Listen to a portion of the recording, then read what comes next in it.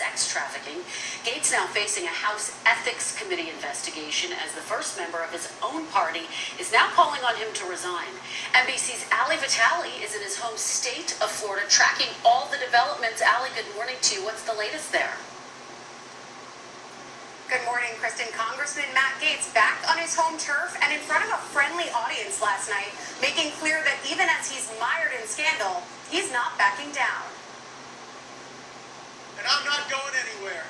Florida Congressman Matt Gaetz defiant and doubling down in the face of allegations that he was involved in sex trafficking and that he had sex with a 17-year-old girl. And I won't be extorted by former DOJ officials and the crooks he is working with. The truth will prevail. Headlining an event for a pro-Trump women's group.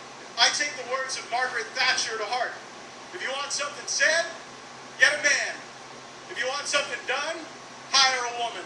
Gaetz, speaking the same day the House Ethics Committee announced it had opened an investigation into his actions not just on sex trafficking, but also over allegations he showed nude images on the House floor and misused campaign funds. The congressman's heavily pro-woman message comes after a Gaetz associate, Joel Greenberg, was arraigned on an array of charges this week, including sex trafficking of a minor, which drew the Fed's attention to Gaetz.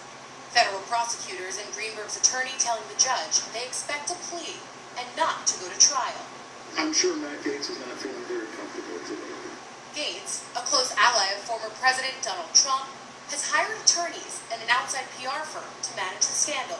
A spokesperson telling NBC News, Gaetz will fight back against the unfounded allegations. Gaetz has not been charged with any crime and has repeatedly denied any wrongdoing. Still, calls for him to leave Congress, including from Republican Adam Kinzinger, who says Gaetz needs to resign.